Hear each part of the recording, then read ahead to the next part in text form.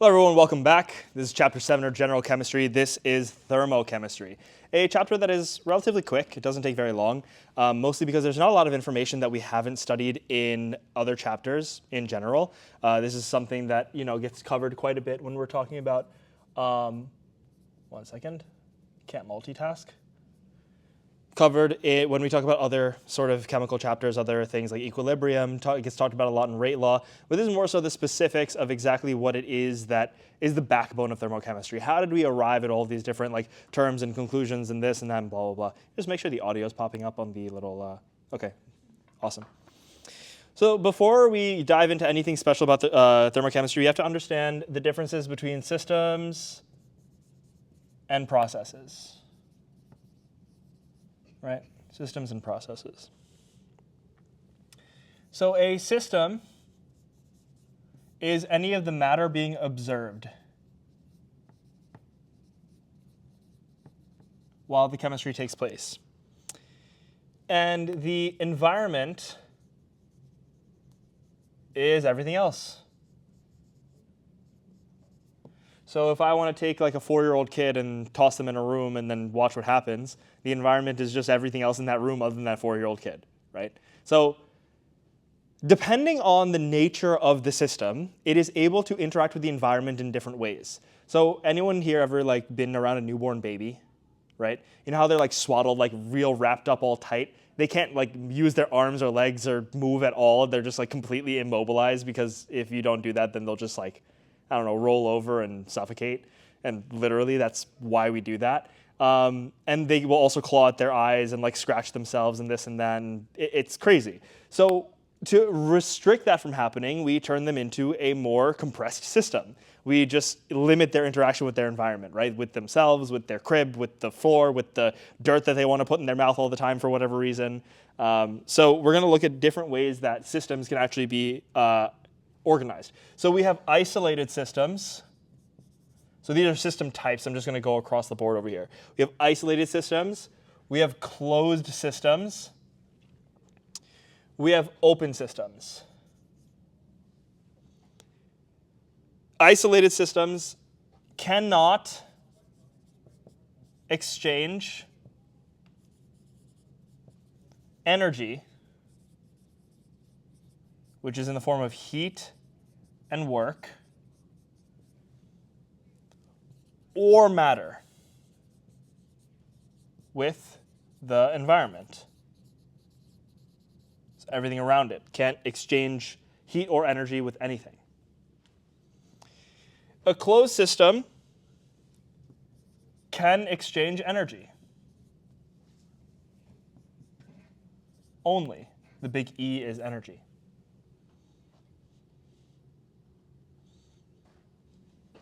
And an open system can exchange both energy and matter with the environment.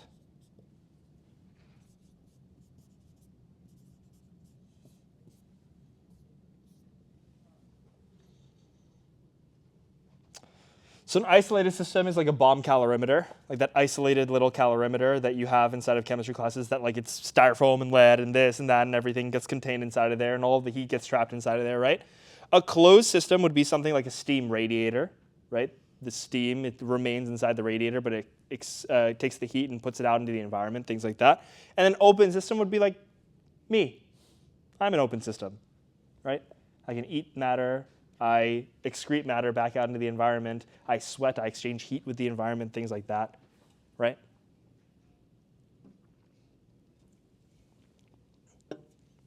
You know what's trippy is how the GI tract is literally just like a tube. It's exposed to the outside environment at all times. And it's just specialized to take, because think about it. You have the outside environment here, and at the other end you have the outside environment, and somewhere along the way you just took up all the nutrients. What? That's weird. That's weird, dude. A process is what? These are some really specific terms, which I don't know what the benefit is of learning all of these, because they hardly ever get used outside of just passage writing, and they usually explain themselves anyways, but I guess. That's why this chapter is pretty quick. A process is a change in one or more of the system's properties.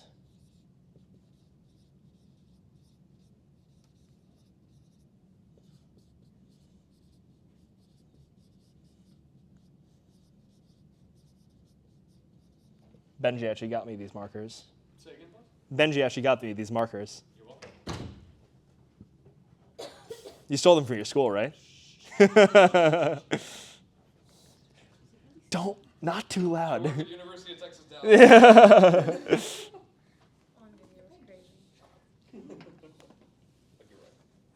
I steal a lot of things from school, especially this school. I steal their students. I mean, you guys could be other places. How many times have I had a lecture when there's an event going on here? Okay, there are these 3 different types of processes. You guys don't shut the hell up. There are 3 different types of processes that have 3 different types of charts that I have taught every single year that I've taught this chapter. I'm not teaching them again. You will see the charts when you open up the mile down deck, whatever it is, but we're going to talk about the different types of processes that they outline in the book, and you guys can take notes, but I'm not going to write anything on the board. Isothermal processes. This is when, throughout the change in the system, the temperature is held constant. So that means, the word process means a change in one or more of the system's properties. So some property of the system is changing, but the temperature of the system isn't changing, right? Isothermal process. This implies also that the internal energy is constant throughout the whole thing.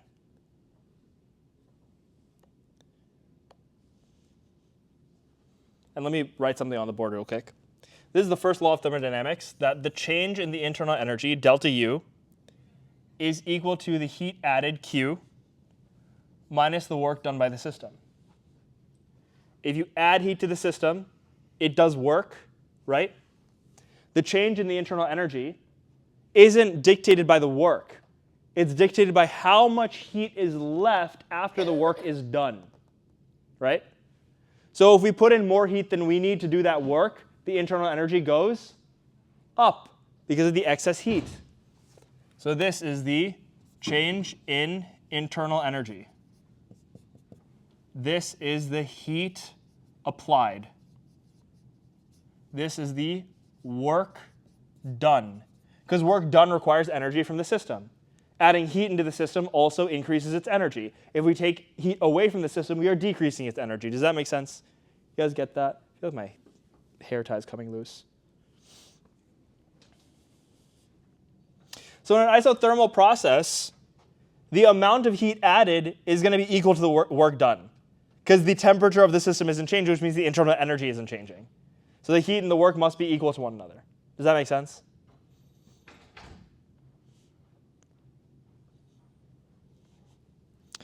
In an adiabatic process,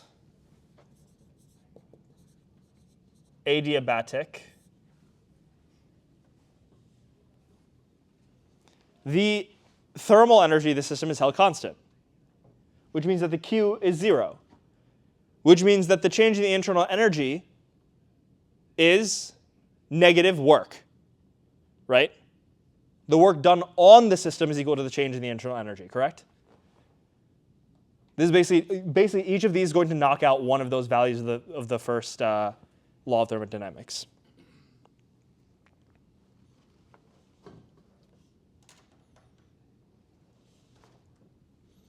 And there's one more called an isobaric process that doesn't affect the first law of thermodynamics. In an isobaric process, you hold the pressure constant, and the system shifts from one phase to another.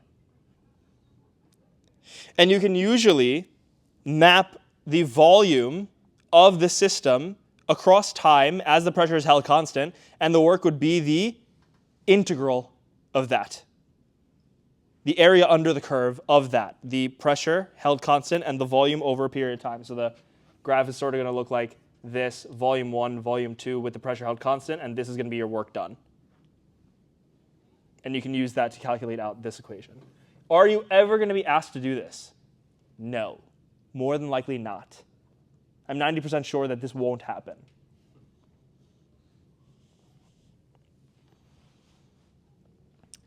What about an isovolumetric process? What can't be done in an isovolumetric process? What can't be done? Which of those things can't happen? Can you put energy into the thing and not change the volume? Yeah, you can. Can you do work without a change in volume? Think of volume as like distance. If there's no change in volume, there's no work. So the change in the internal energy in an isovolumetric process is equal to the heat applied, because there's no work being done. Think about it in terms of like a piston. If you were to use a piston, if you can't change the volume of the cylinder with the piston, then no work is done by the piston, because the volume didn't change. You have no compression, you have no relaxation, so no work is done. Does that make sense? These are all just semantics. Now let's get into the part of thermodynamics that is actually relevant to us. We talked about this, I believe, during our equilibrium lecture, because at the end of it we talked all about K and the different ways to calculate K using G and things like that. Who can tell me what a spontaneous process is? It's a very difficult definition to actually keep in mind. What is a spontaneous process? Yeah, it's a reaction that occurs spontaneously without the input of outside energy, correct? So a spontaneous process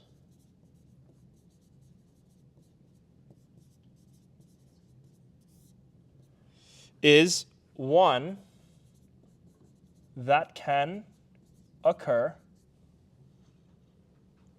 by itself without energy from an outside source.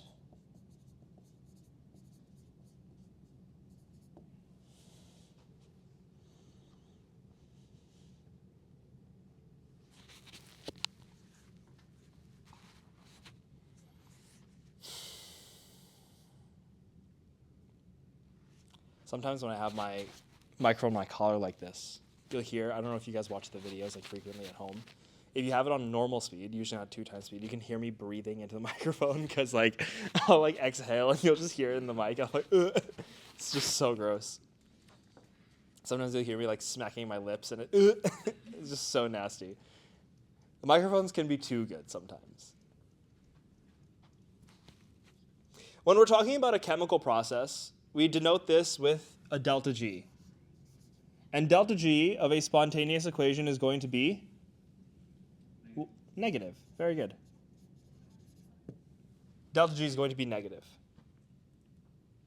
And this comes from delta G equals delta H minus T delta S, or delta G equals negative RT ln K, or delta G equals negative NFE, whichever one suits your fancy. Spontaneous does not mean fast.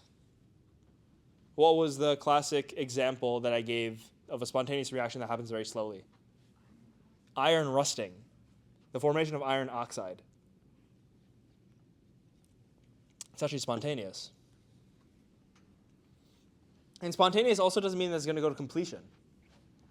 You could have a halting in that reaction. You could have some form of like a low-level equilibrium, right? And some spontaneous reactions proceed very slowly, and biological catalysts can enhance that reaction speed. For example, we can couple spontaneous reactions to non-spontaneous ones, meaning we can amplify the rate at which a non-spontaneous reaction occurs by coupling it and using a middleman to communicate between the two processes. So for example, in the body, we have something like glycolysis. And that's going to give us CO2, H2O, and heat in the form of bonds within ATP that eventually get broken, right? And this happens through glucose. It happens through glycolysis, TCA, ETC, etc., oxphos, everything. And we also have amino acids. Who are they being so mean to? Turn to peptides. Protein folding is spontaneous or non-spontaneous?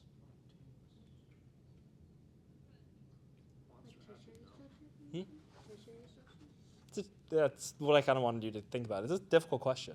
At different parts, it may be spontaneous or non-spontaneous or spontaneous for different reasons, right? The tertiary structure that we were talking about before, the tertiary structure is spontaneous for the reason of the enthalpy of the water that surrounds it, which is a whole discussion that we had before. Now, here's the thing. We have GTP over here. And we have GDP and phosphates. And that is actually going to get formed over there and used over here. This is the coupling of those two processes using GTP.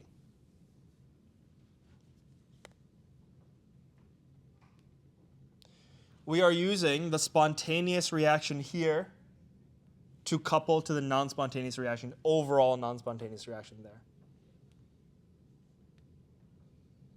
And the spontaneity allowed us to make that bond over here, and the energy in that bond was carried over to push forward that reaction, because this is the outside, the GTP, the gamma phosphate of GTP is the outside energy needed to push this reaction forward because it is non-spontaneous. Make sense? This is the important part of thermodynamics.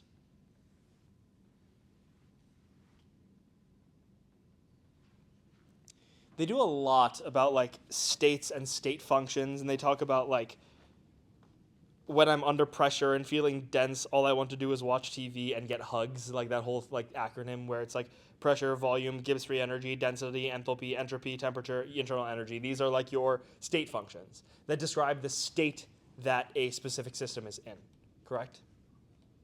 Do we care about that? Not really. You guys are familiar with all of these terms. You guys have seen them over and over again. This isn't necessarily something that we have to do. One thing we do have to do is talk about phase changes. The MCAT really loves this one diagram.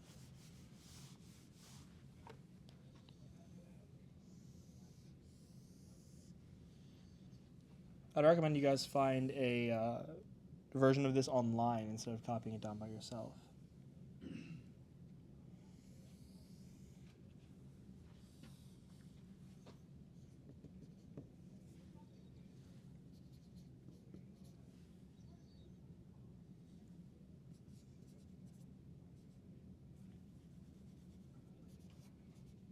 This point right here has a name. Triple point. Very good. It is the perfect balance between the pressure and the temperature that will allow you to have all three phases existing at one specific time. And really, this isn't anything special other than to show you that increases in the pressure favor the solid, decreases in the pressure favor the gas, increases in the temperature favor the gas, until the pressure gets high enough that it favors the liquid. And high pressure and high temperature favor the liquid. That's more so what this is telling you. One more thing that I like to expand upon in here is the idea, I think if you look at this chart, you'll understand the idea of vapor pressure very easily. Vapor pressure is something that students struggle a lot with for whatever reason. So we know that all things have a boiling point, correct? All things have a boiling point. And at different pressures, the boiling point will be different because it's the transition from the liquid to the gas. So at this pressure, the boiling point is here. But at this pressure, the boiling point is here. So that tells us that at lower pressures, liquids boil easier or more difficult. It's easier to boil or more difficult to boil? At lower pressures is the transition happening at a lower temperature or higher temperature? Happening at a lower temperature, right? So the one thing that we can see here is really that connection between the fact that as pressure goes down, the boiling point goes down. Now we know that if we have a sample of a liquid, let me put my iPad down. If I have a sample of a liquid like this, and I put a cap on it, even at room temperature, even if we're nowhere near the boiling point of this liquid, because of the fact that temperature is actually a distribution across different temperature, like a kinetic energy range, right? There will be some evaporation off into this flask. correct? So there will be some gas particles. The pressure made by the vapor from this liquid is known as the vapor pressure. The vapor pressure, correct? The vapor pressure is inversely proportional to the boiling point. The higher the boiling point, the lower the vapor pressure. Why? Because think about it this way. If this is the kinetic energy of all of those atoms of liquid within that flask, and this is the boiling point right here, what if the boiling point were all the way over here? We have an even smaller proportion of atoms within that sample that will reach that boiling point. Smaller amount of atoms means smaller amount of vapor. Smaller vapor means smaller vapor pressure. But if we alleviate the pressure, if I pull a vacuum in this flask, what I'm doing is I'm dropping the pressure. And as I drop the pressure, look, this is the curve of the boiling point. As I drop the pressure, we ride down the curve. So the transition from liquid to gas gets easier and easier as the pressure comes down. It happens at a lower and lower temperature. So that means we're riding down the curve. We're going this way. So now when we come to this point, there's a lot larger of a proportion of the atoms that can exist in the vapor phase. So they will. So as I pull a vacuum in here, more and more of these molecules are going to come off into the flask, and that's going to increase the vapor pressure. So as I pull a vacuum inside of that flask, the vapor pressure goes up. I could either do that, or I could replace that fluid with a more volatile fluid. So what's going to have a higher vapor pressure? At room temperature, a flask of water or a flask of hexane. And why? This is a very common MCAT question. Why does hexane have a higher/lower vapor pressure than water? So what's the answer? So I have two flasks. One of them contains water, and one of them contains hexane, both in liquid form. Which of them is going to have a higher vapor pressure at room temperature? 50 mils, 50 mils. I'm going to say water. Water? No. Let's ask a question. What's the boiling point of both of these? We know water is 100 degrees Celsius, right? Do you guys know the boiling point of hexane? No, we don't. But is it more than or less than water? Less? More? Who says more? Who says less? Who says less? Who says more? Okay. Why is it less? You have to substantiate your answer. It only has London dispersion forces. Yeah, so think about it in terms of intermolecular forces. This only has London dispersion forces. This has London dispersion and dipoles and hydrogen bonding, which is an incredibly stabilizing force. Those hydrogen bonds are going to pull those water molecules together, bring them closer together, and make it more difficult for them to separate. Remember that when you boil something, you're separating them from their intermolecular forces. So the very, very low intermolecular forces of hexane are actually going to drop the boiling point quite a bit. And that lower boiling point means that at room temperature, there's going to be more of those atoms that can exist at that boiling point. More of them are going to evaporate off the solution within the flask, and that's going to increase the vapor pressure of the hexanes. Does that make sense? Which is why if you have hexanes inside of a sealed container, you open it, it burps a little bit. That's the gas escaping. You guys remember when you were in Orgo lab, you had the separatory funnel, you had to mix it, and then you opened it, go tss. That hissing was the diethyl ether or the acetone or the hexanes that you use for the organic solution bubbling off into the container. And this happened one time to me during Orgo lab. I swished it a little too much, 6 to 8 times. I switched it 6 to 8 times before opening the thing, and the top of my separatory funnel shot into my fume hood because my hexanes developed too much gas. I agitated them too much.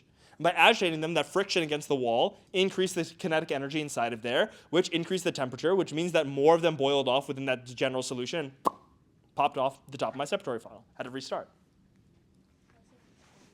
Huh? Yeah. Yeah, it exploded out the top. Like the glass itself. Oh, no, because the top of the separatory funnel is like, you know that, the frosted glass that like attaches to itself? It's supposed to keep it in, but if the pressure gets high enough, it'll just fail-safe mechanism and it'll blow off the top.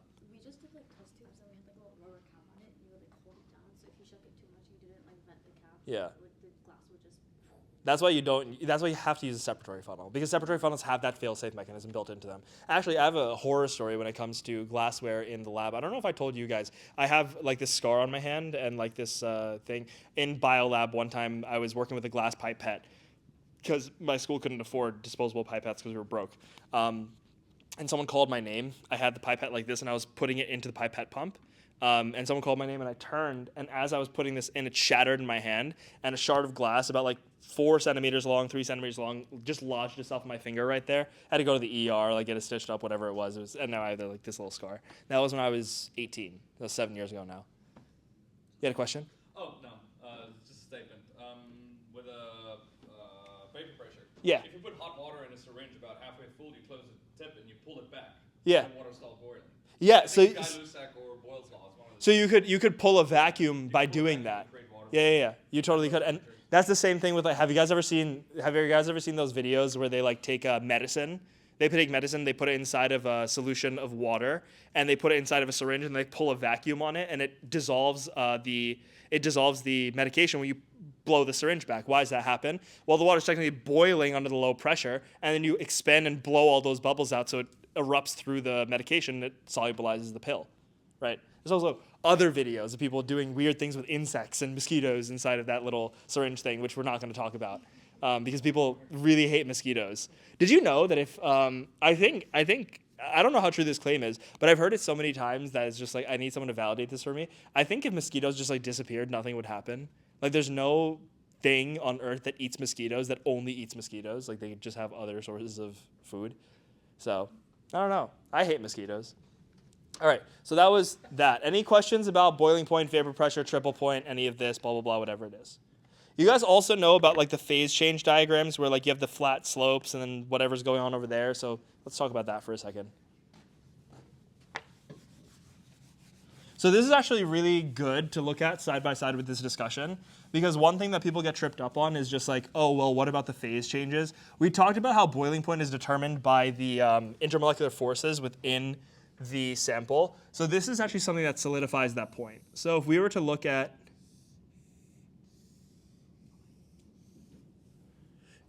this, and we say that right here is 0 degrees Celsius, and right here is 100 degrees Celsius, this is the phase diagram of water, correct?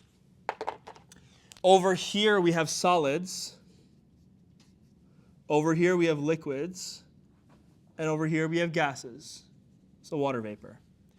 What's happening at the flat points?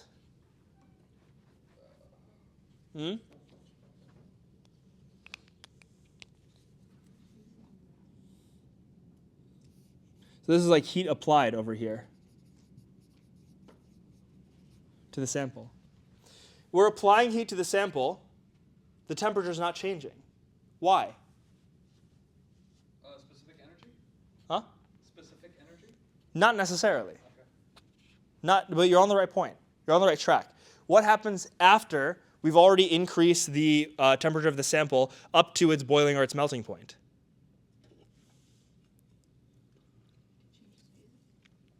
You have to change phases. So the phase changes are happening here. So look, this solid looks like this. All those atoms are very, very close together inside of this. From this point of like, let's say negative 30 degrees Celsius, so negative 30 degrees Celsius to 0, it all still looks like that. It's all still solid. Now what happens is that I have ice at 0 degrees Celsius. Ice that exists at 0 degrees Celsius. As we transition over this way, once I get here, I have a mix of ice and water at 0 degrees Celsius. And once I get here, I have water at 0 degrees Celsius. Why? Because as the phase change happens, what's actually happening is this.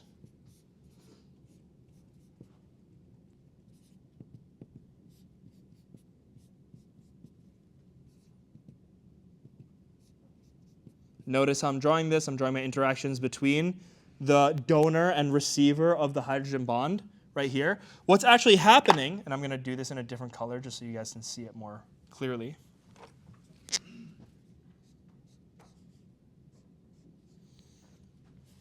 And then we can put like a oxygen over here to show the dipole-dipole interaction.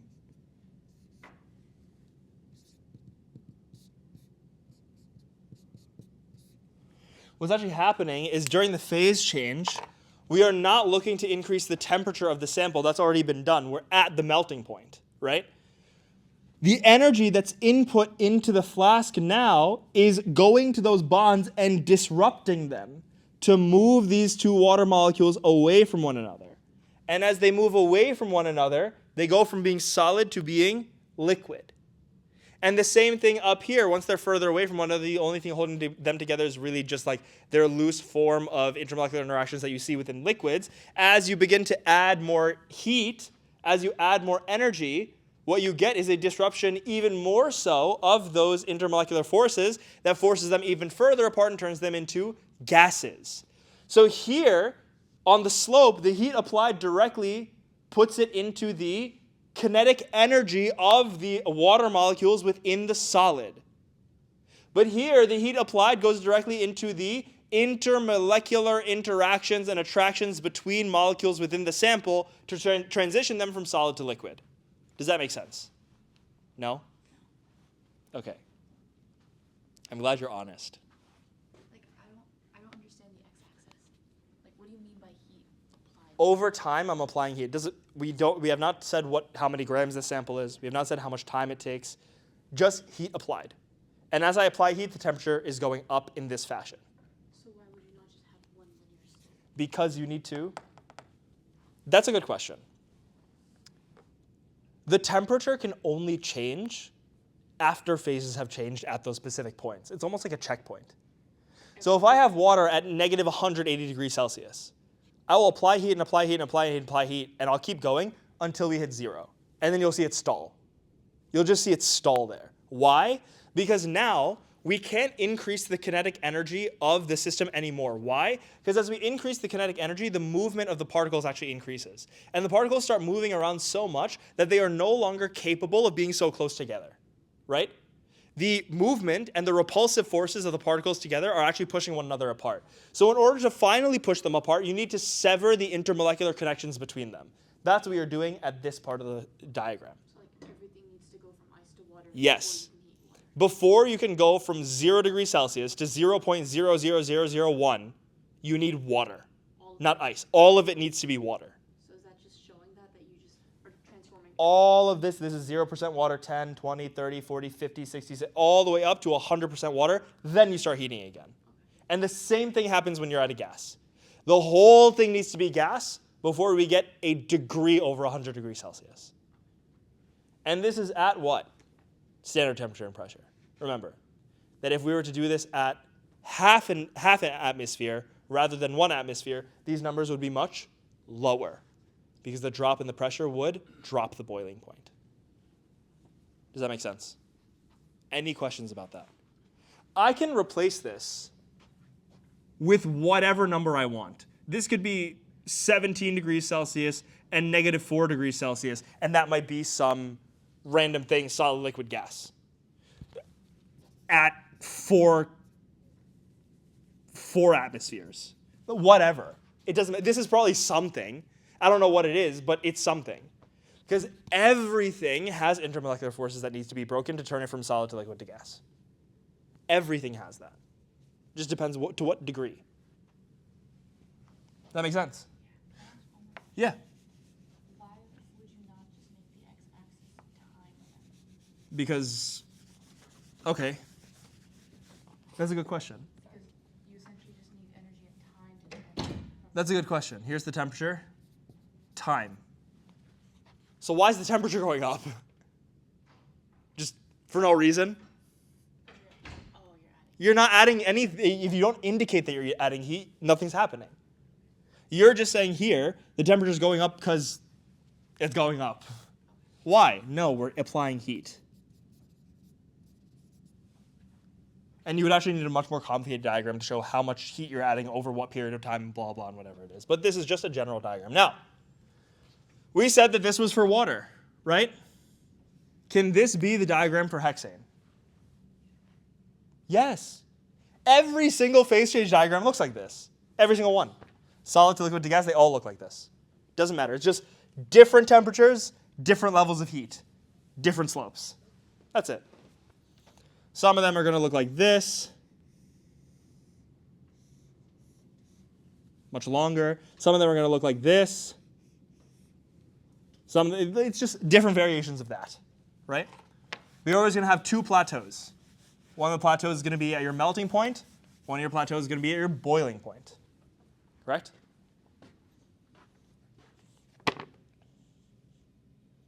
I hate this chapter.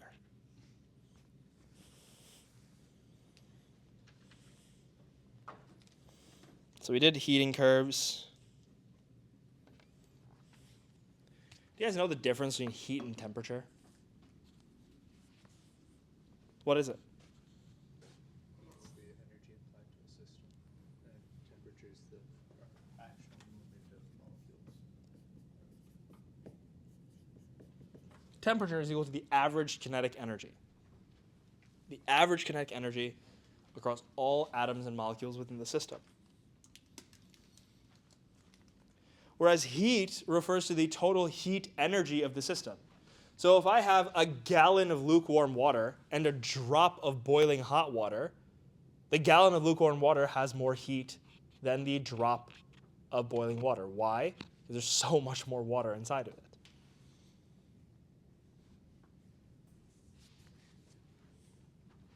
And big Q heat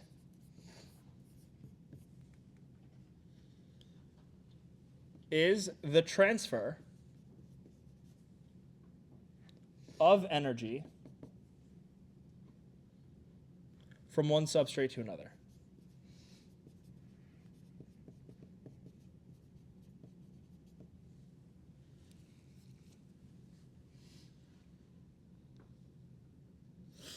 And that would make heat a process function, not a state function.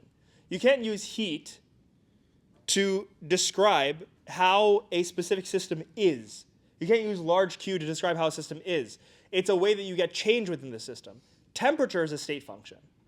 Temperature doesn't have anything to do with the shifts within the system itself. Heat does, because it can transfer from one place to another. So heat is application and temperature is a measurement. Yes. Heat is the application of the energy and the transfer of the energy between one to two different systems and places. The temperature is the average kinetic energy within that system in and of itself at a specific time. An endothermic reaction is known to have a heat transfer absorbed into the system. So an increase in heat in the system from the environment that is Q greater than 0.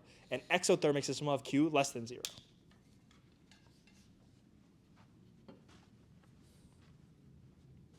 And the process of measuring transferred heat is also known as calorimetry. This is where we get the Q equals MC delta T,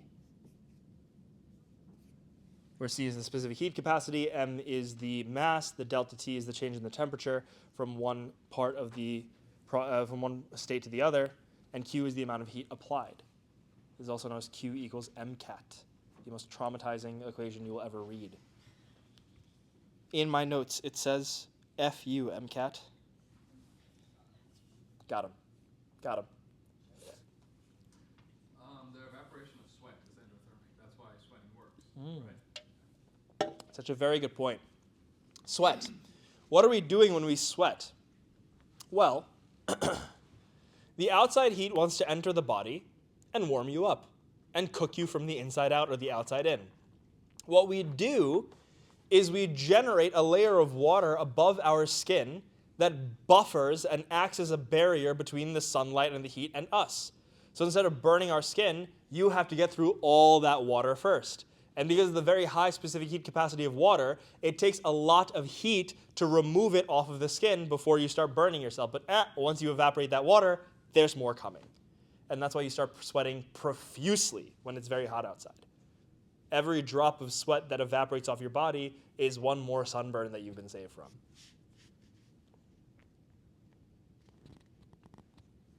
There's a beautiful example of, in our religion, for women who wear the headscarf. There's a beautiful, I don't know if this is part of the actual Islamic heritage or if it was said at some point by a esteemed scholar. I don't exactly know where it came from. But it says for the women who wear the headscarf, every sweat that drops down their necks in the summer is a water drop that extinguishes the flames of the fire for them, referring to hell. So the sweat off your back and your neck extinguishes hellfire for you. It's a very beautiful way of thinking.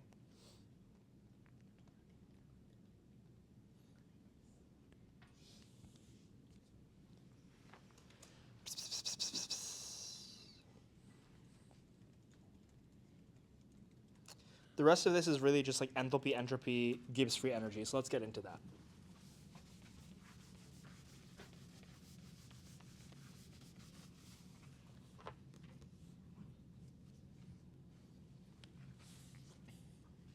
Delta H is the heat transferred in or out of a system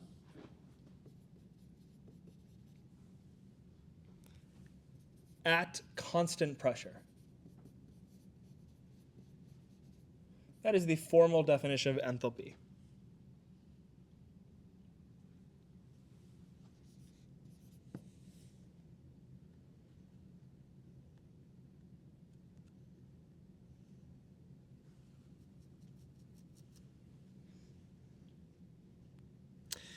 Entropy is inherently understood as the dispersal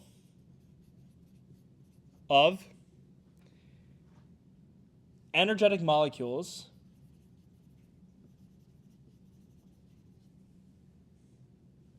over, or I guess S,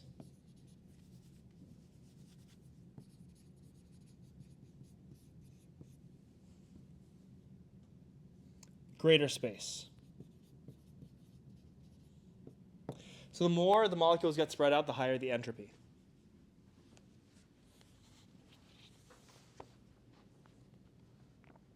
The second law of thermodynamics actually tells us that energy spontaneously disperses from being localized to becoming spaced out and is not hindered from doing so.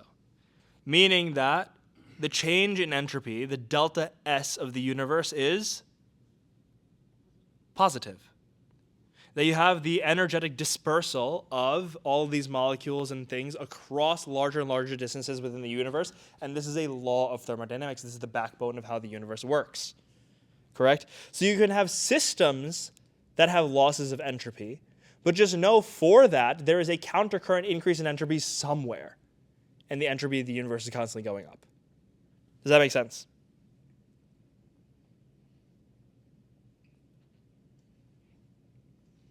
There's a lot of discussion about entropy in this chapter, and I don't necessarily think it's fruitful. I don't think the juice is worth the squeeze on that one. I think just understanding it as some sort of energetic dispersal is more than sufficient for someone who's taking the MCAT. My hair is really bothering me.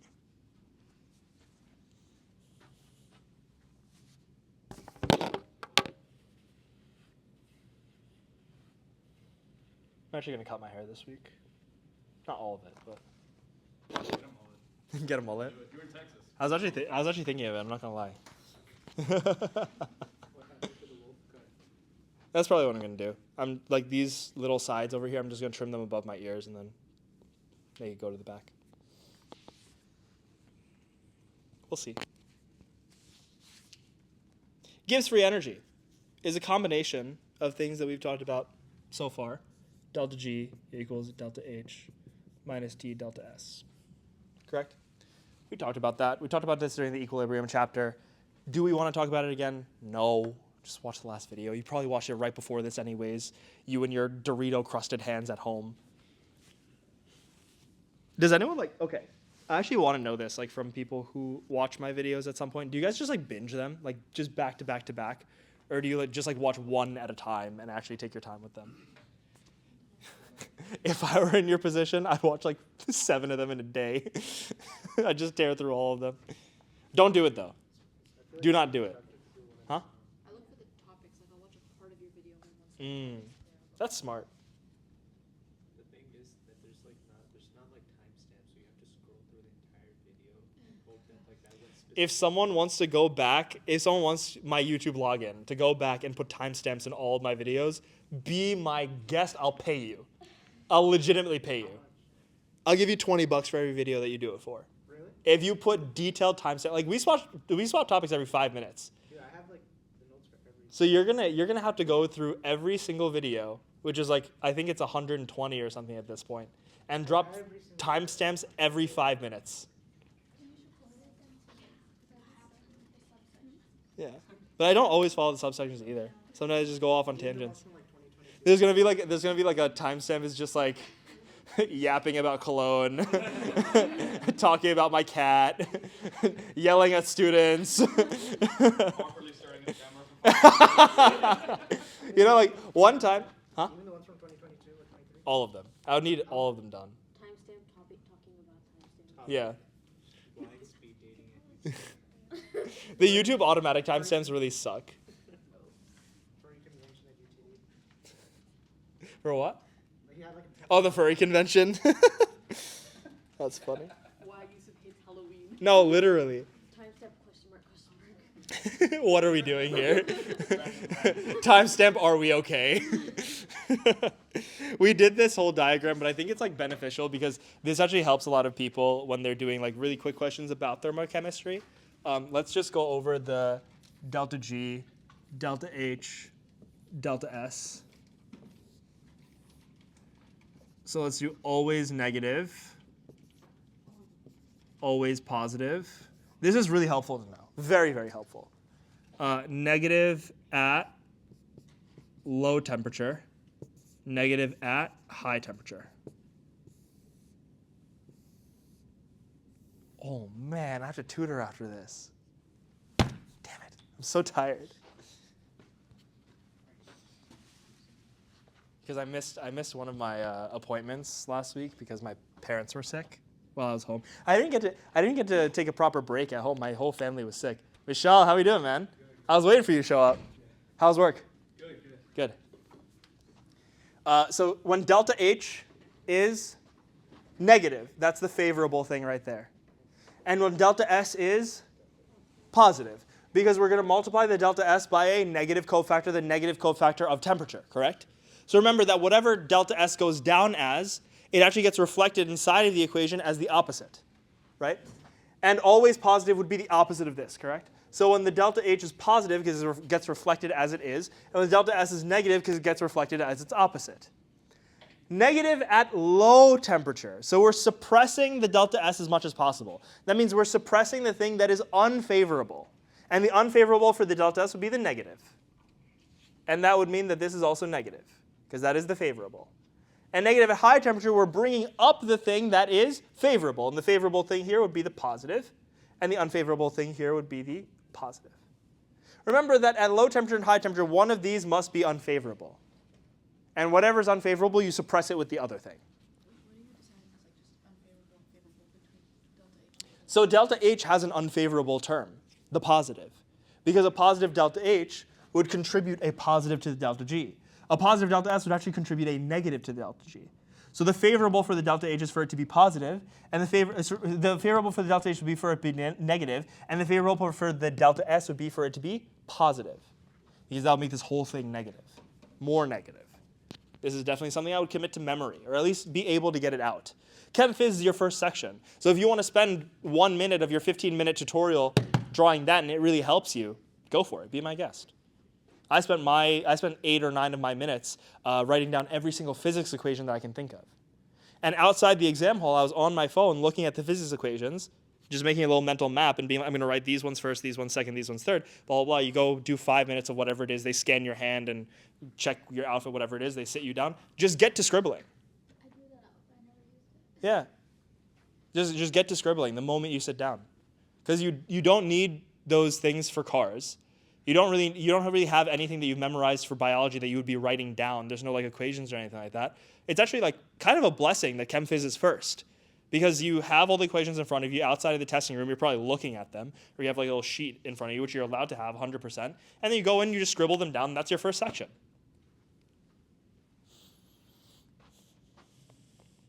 It's the end of the chapter. We're not doing chapter 8 because I'm bad at it. So the next video is going to be chapter 9, which I think you said is acids and bases. Chapter 10 is acids and bases. What's chapter 9? Solutions? Okay. Yeah, let's do solutions. All right. Yeah, let's do it right now. Thank you guys so much for watching. Please check the links in the description below, and I'll see you in the next one. Bye-bye.